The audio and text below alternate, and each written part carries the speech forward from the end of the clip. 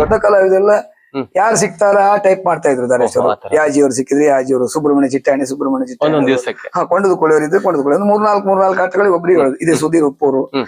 ಎಲ್ಲ ಬಂದಿದ್ರು. ಆಗ ಲಾಸ್ಟ್ ಒಂದು ತಿಂಗಳ ಧಾರೇಶ್ ಅವರು ಮೇಳದಿಂದ ಹಿಂದೆ ಸರಿದ್ರು. ಓ. ಮತ್ತೆ ನಾನು ಜವಾಬ್ದಾರಿ ಹೊತ್ತು ಅದಷ್ಟು ಉಳಿದಷ್ಟು ಆಟವನ್ನು ನಾನು ಮಾಡಿಕೊಟ್ಟೆ. ಇರೋ ಇನ್ನೊಬ್ಬ ಭಾಗವತ ಬರುವ ಅವಸ್ಥೆಯಲ್ಲಿ ಇರಲಿಲ್ಲ. ಹ್ಮ್. ಅವರು ಅವತ್ತು ಹೇಗ್ ಮಾಡಿದ್ರು ಪದ್ಯ ಹೇಳುವ ಅವಸ್ಥೆಯಲ್ಲಿ ಇರಲಿಲ್ಲ. ಓ. ಹಾಗಾಗಿತ್ತು ಪರಿಸ್ಥಿತಿ. ಹ್ಮ್. ಅದು ಆಯ್ತು. ಅದ್ರ ಮಾರನೇ ವರ್ಷ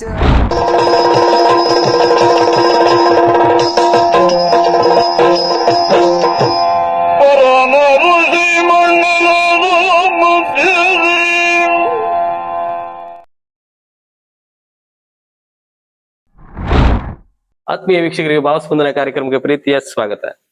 ನಾವು ಪ್ರಸನ್ನ ಭಟ್ ಬಾಳ್ಕಲ್ ಅವರ ಕಿರಿಮಂಜಿಸಲ್ಲಿ ಇರ್ತಕ್ಕಂಥ ಮನೆಗೆ ಬಂದಿದ್ದೇವೆ. ಆ ಮನೆಯಲ್ಲಿ ಅವ್ರ ಜೊತೆ ಮಾತುಕತೆಯನ್ನು ಆಡ್ತಿದ್ದೇವೆ. ಕಳೆದ ಕೆಲವು ಎಪಿಸೋಡ್ಗಳಲ್ಲಿ ತಾವು ಅದನ್ನ ಗಮನಿಸಿದಿರಿ, ನೋಡಿದ್ದೀರಿ. ಹಾಗೆ ಈ ಎಪಿಸೋಡ್ ನಲ್ಲಿ ಅವರ ಸಾಧನೆ ಹಾದಿಯ ಮುಂದಿನ ಪಯಣ ಏನಾಗಿತ್ತು ಅನ್ನೋದನ್ನ ಅವರಿಂದಲೇ ತಿಳಿಯೋಣ.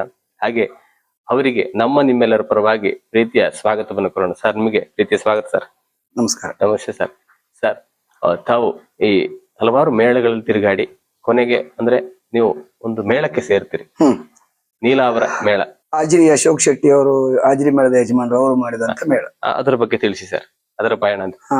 ಒಂದು ಬಹುಶಃ 2015ನೇ ಇಸ್ವಿ ಇರ್ಬೇಕು ಅದು. ಆಗ ನೀಲಾವರ ಮೇಳ ಹಾಜಿರಿ ಅಶೋಕ್ ಶೆಟ್ರು ತಗೊಂಡ್ರು. ಅದರ ಮೇಳದ ಕಲಾವಿದರ ಸೆಟ್ಟಿಂಗು ಅದನ್ನೆಲ್ಲ ಧಾರೇಶ್ವರ ಹೊಣೆಗಾರಿಕೆಗೆ ವಹಿಸಿ ಮೇಳವನ್ನು ನಡೆಸಲಿಕ್ಕೆ ಪ್ರಾರಂಭ ಮಾಡಿದ್ರು. ಧಾರೇಶ್ವರರು ನನ್ನನ್ನು ಹಾಕೊಂಡ್ರು ಸಹಭಾಗವತನನ್ನಾಗಿ. ಹೀಗೆ ಅದು ನನಗೆ ಅಧಿಕೃತ ಮೇಳದ ತಿರುಗಾಟ ಅದೇ ಶುರುವಾಯ್ತು ಸರ್. ಆಯ್ತಾ, ಮತ್ತೆ ಜಾಸ್ತಿ ಆಟ ಆಗಿಲ್ಲ. ಅದು ಟೋಟಲ್ ಒಂದು 90ರಿಂದ 100 ಆಟಗಳು ಅಷ್ಟೇ. ಯಾವ ರೀತಿ ಪ್ರಸಂಗ? ಪೌರಾಣಿಕ ಪ್ರಸಂಗ ಆಗ್ತಾ ಇತ್ತು. ಮತ್ತೆ ನೀಲಾವರ ಕ್ಷೇತ್ರ ಮಹಾತ್ಮೆ ಅಂತೇಳಿ ಒಂದು ಆ ಪ್ರಸಂಗ ಬಿಟ್ರೆ ಮತ್ತೆ ಎಲ್ಲ ಪೌರಾಣಿಕ ಪ್ರಸಂಗ.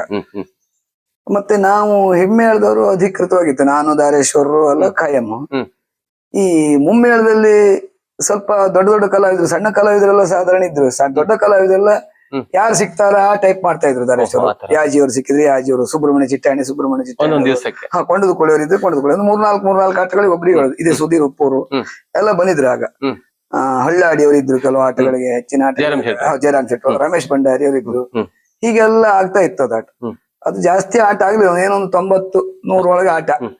ಅದ್ರಾಗೂ ಲಾಸ್ಟ್ ಒಂದು ತಿಂಗಳ ಧಾರೇಶ್ವರರು ಮೇಳದಿಂದ ಹಿಂದೆ ಸರಿದ್ರು. ಮತ್ತೆ ನಾನು ಜವಾಬ್ದಾರಿ ಹೊತ್ತು ಅದಷ್ಟು ಉಳಿದಷ್ಟು ಆಟವನ್ನು ನಾನು ಮಾಡಿಕೊಟ್ಟೆ. ಅದು ಅಂದ್ರೆ ಪರಿಪೂರ್ಣವಾದ ತಿರುಗಾಟ ಅಂತ ಆಗ್ಲಿಲ್ಲ ನಮ್ಗೆ ಆ ಮೇಳದಲ್ಲಿ. ಅಂದ್ರೆ ಹೊತ್ತು ಅದೇ ಒಂದು 90 ಆಟ ಚಿಲ್ಲರೆ ಆಟ ಆಯ್ತು ಅಷ್ಟೇ. ಆದ್ರೂ ಒಂದು ಮೇಳದ ಅನುಭವ ಅಂತ ಐತೆ. ಮೇಳ ಅಂದ್ರೆ ನಿಮ್ಗೆ ನಿಮ್ ತಂದೆಯವ್ರದ್ದು ಅದೇ ಅಲ್ಲ ಸಂಘಟನೆ, ಅದು ನಿಮ್ಗೆ ಸ್ವಲ್ಪ ಬಂತು. ಅದು ಏನ್ ಕಾರಣ ಇರ್ಬೋದು? ಇವರು ಧಾರೇಶ್ವರರು ಹಿಂದೆ ತರಲಿಕ್ಕೆ ಏನಾದ್ರು ಕಾರಣ ಇದೆಯಾ? ಹೇಳುವಂತಂದ್ರೆ ಹೇಳ್ಬೋದು, ಎಲ್ಲರೂ ಬೇಡ. ಅವ್ರವ್ರ ವ್ಯಾವಹಾರಿಕ ಏನೋ ಒಂದು ಸಮಸ್ಯೆಗಳು ಬಂದಿರ್ಬೋದು. ಬಿಟ್ರು ಅಂತೂ ಬಹಳ ಕಷ್ಟ ಇತ್ತು. ಯಾಕೆಂದ್ರೆ ಬೇಸರ ಪಡಿಸ್ಕೊಳ್ಳುದು, ಯಾರ್ದು ಎಂತದ್ದು ಮಾಡುದು. ಮತ್ತೆ ಅವರ ಪ್ರಭಾವದಿಂದಾಗಿ ಕೆಲವರೆಲ್ಲ ಧಾರೇಶ್ವರ ಹಿಂಸರಿದ್ರು, ನಾವಿನ್ ಯಾಕೆ ಬರ್ಬೇಕು ಅಂತ ಕೆಲವರು ಕಲಾವಿದರೆಲ್ಲ ಇದು ಮಾಡ್ತಾ ಇದ್ರು. ಅಂತೂ ಇವರಿಗೆ ಕೆಲವು ಹರಕೆ ಆಟಗಳು ಕಡಿಮೆ, ಆದ್ರೆ ಕೆಲವು ಹರಕೆ ಆಟ ಸಹ ಇತ್ತು. ಅದು ಏನೇನು ಉಂಟು, ಅವರ ಮೇಳದ ಹಾಜಿರಿ ಮೇಳದಿಂದ ಒಂದಷ್ಟು ಜನ ಕರ್ಕೊಂಡು ಬರೋದು ಮಾಡಿ ಅಂತೆಲ್ಲ ಮಾಡಿ ಅಂತೂ ಆ ಮೇಳ ಮುಗೀತು ಅಂತ ಮಾಡಿತ್ತು. ಆ ವರ್ಷ ಮುಗಿಸಿ ಬಿಡ್ರಿ, ಮುಗೀತು ಅಂತ ಹೇಳಿ ಒಳ್ಳೆ ಅನುಭವ ತಿರುಗಾಟ. ಹೌದು. ಅಂದ್ರೆ ಮತ್ತೆ ತಾವು ಯಾವ ಮೇಳಕ್ಕೆ ಹೋಗ್ತೀರಿ ಸರ್? ಜಲವಳ್ಳಿ ಮೇಳ. ಅದರ ಮಾರನೇ ವರ್ಷ ವಿದ್ಯಾಧರ ರಾವ್ ಜಲವಳ್ಳಿ ಅವರು ಒಂದು ಟೆಂಟ್ ಮೇಳ ಮಾಡಬೇಕು ಅಂತ ಹೇಳಿ ಒಂದು ಉತ್ಸಾಹದಿಂದ ಎಲ್ಲ ಹೊಸದಾಗಿ ಎಲ್ಲ ಟೆಂಟು, ಕುರ್ಚಿ, ರಂಗಸ್ಥಳ ಇದನ್ನೆಲ್ಲ ಮಾಡಿಸಿ ಒಳ್ಳೊಳ್ಳೆ ಕಲಾವಿದರನ್ನ ಹಾಕೊಂಡು ಆ ವರ್ಷ ಬಹಳ ದೊಡ್ಡ ಸೆಟ್ಟು ಅವ್ರದ್ದು. ಯಾಜಿಯವರು, ಜಲವಳ್ಳಿಯವರು, ಸುಬ್ರಹ್ಮಣ್ಯ ಚಿಟ್ಟಾಣಿಯವರು, 2 ಹಾಸ್ಯಗಾರರು ಹಳ್ಳಾಡಿಯವರು ಮತ್ತು ಕಾಸರಗೋಡವರು, ನೀಲ್ಕೋಡ್ ಶಂಕರ ಹೆಗಡೆ ಅವರು ಸ್ತ್ರೀ ವೇಷಕ್ಕೆ, ನೀಲ್ಕೋಡ್ ಶಂಕರ ಹೆಗಡೆ, ಮುಗ್ವಾ ಗಣೇಶ್ ನಾಯ್ಕ ಅಂತಿದ್ರು, ವಿನಯ್ ಭಟ್ ಬೇರೋಳ್ಳಿ, ಕಾರ್ತಿಕ್ ಚಿಟ್ಟಾಣಿ. ದೊಡ್ಡ ಗಡಾಣ.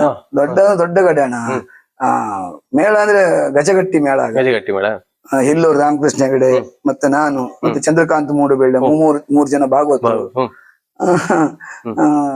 ಅದ್ಭುತ ಸೆಟ್ಟಿಂಗ್. ಈ ಮೊದಲೇಗಾರ NG ಹೆಗಡೆ ಇದ್ರು.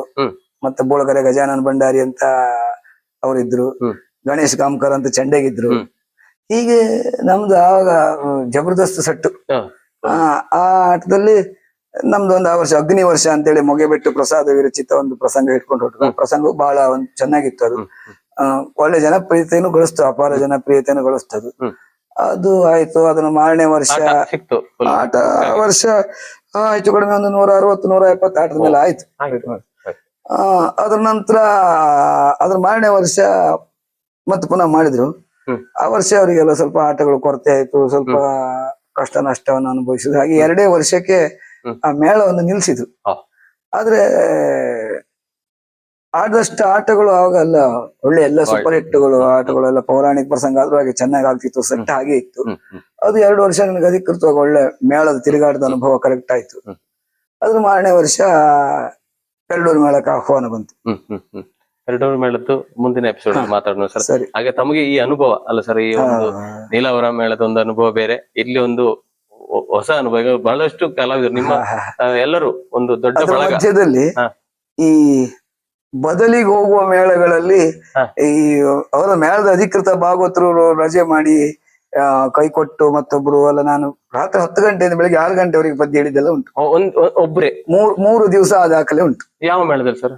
3 ಆಟಗಳು ಅದು ಹಾಲಾಡಿ ಮೇಳದಲ್ಲಿ ಆದ್ದು. ಅವಾಗ ಕಿಶನ್ ನೀಡರ್ ಹತ್ರ ಹಾಲಾಡಿ ಮೇಳ ಇರುವಾಗ ಒಮ್ಮೆ ಒಬ್ಬನೇ ಜಯನಗರದ ಹತ್ರ ತೀರ್ಥಹಳ್ಳಿ ಹತ್ರ ಜಯನಗರ ಅಂತ ಉಂಟು, ಅದ್ರೊಳಗೆ ಒಂದು ಆಟ ನಾಗಮಂಡಲ ಅಂತೇಳಿ ಪ್ರಸಂಗ. ನಾನಾಗ ಆಳ್ವಾಸ್ ಕಾರ್ಯಕ್ರಮಕ್ಕೆ ಹೋಗ್ತಾ ಇದ್ದೆ.